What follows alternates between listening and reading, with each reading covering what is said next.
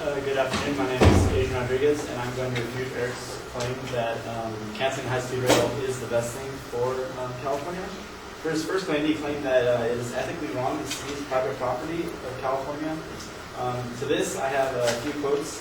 One is from Joseph Bryan, who writes for the Daily Report, and he wrote, in July, Palmdale filed a suit in federal court to prevent the California High-Speed Rail Authority from moving forward with the Grapevine plan, which would mean that it would bypass where Palmdale's at. And Palmdale officials desperately want a high-speed rail to stop in their city for the economic activity its thoughts occurring. So basically, it's ethically wrong for us to be taking the land, but then they're going to sue us if we're not taking land. Like, is there something? What's the right choice to make? This doesn't seem so much as ethics as just people are complaining to complain.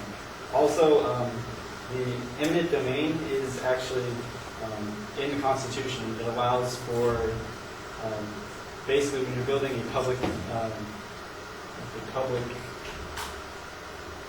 something for the public, it allows you to basically take someone's property, and that's what they're using. And if this is really such a problem for all of America, why is it still in our Constitution? Why haven't people brought this issue up long ago? Then also, I have another thing that's from Joseph Bryan again, where he says, the state authority planning the project doesn't know at this point how much private land it needs or what property acquisition would cost, but it plans to buy whatever parcels are necessary at a fair market value. So it's not like we're ripping people off, or it's not like the California High-Speed Rail Association is going to be ripping people off. They have to pay what the land is worth to these people. And yes, these people don't have a choice for the most part, but this is something that they voted on before, and it's something that they've accepted by being a citizen of America. Then two, for his inherency claim, he said that the proposed high-speed rail will fail because the majority of Californians have a strong belief against it. I actually have two polls that come from a paper that the California High-Speed Rail Association wrote, but they're actually polls from separate entities. And one says some 76% of Californians continue to support the project, with 34% saying that they would like to see the project move forward as quickly as possible. Only 13% of those polled oppose the project. So people still do. And this was printed in January of this year. And then there's another poll from the same paper where they said nearly 2/3 of American adults, 60%, said that they would definitely or probably use a high-speed rail service for leisure or business travel if there were an option. And so that's basically saying that people are still going to use it. Two different polls from the same paper saying people want this to happen. His third claim was that the high-speed rail is unattainable because people are going to fight it.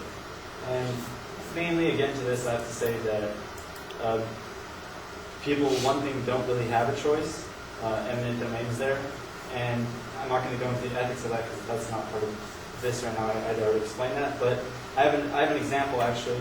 The California high-speed rail, the rail that we're going to be building, is actually very similar to the one that's already being built in Spain. And from a citation from Tim Sheehan, he says, Spain's system connects major urban centers and smaller provincial capitals where crossing fertile agricultural regions, much like California's planned high-speed rail system. And also in this, they actually interview two people who live in the agriculture area that would be much like Bakersfield, which is where he's talking about people complaining about this happening. And it says, Valciente and Martin, who are in their 70s, tend to orange and other fruit trees and corn on their 6.5-acre farm. Chickens roam uncaged, pecking at the dirt around the pomegranate trees, pepper plants, and cacti in the yard.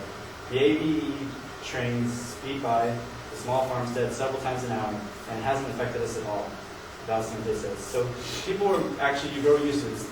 It's not as loud as people are saying, and people are just basically, again, complaining to complain about this thing.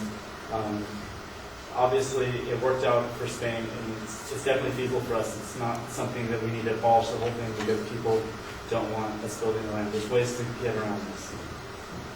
Also, his fourth claim is that the unaffordable proposed high-speed rail project will be economically unfavorable towards California.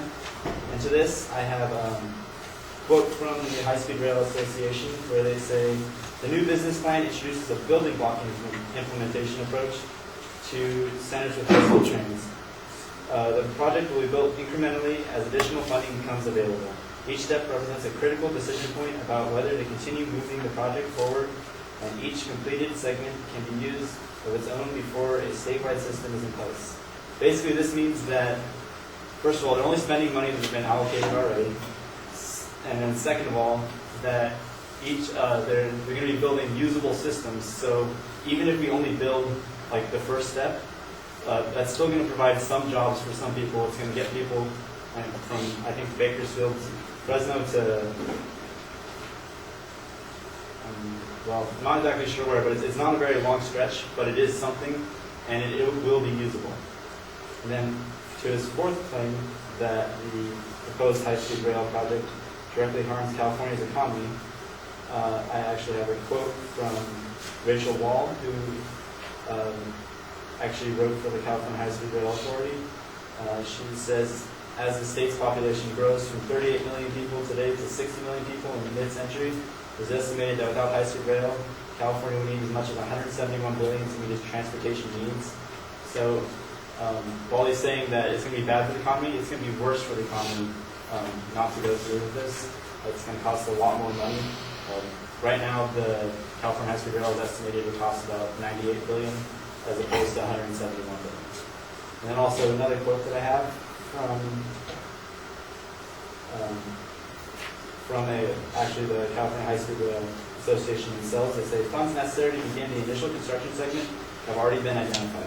This includes $3.3 billion in federal funding and $2.7 billion in state bond funding. New funding will be identified before additional construction begins, ensuring that the program will go forward in a fiscally responsible manner. The plan assumes no additional federal funding before 2014. So basically, we're not going to be using money until we have it, as I said before. It's just, so it can't really hurt our economy, especially because with this building block process, as I explained before, we're going to be building a train that will be usable. And that's it.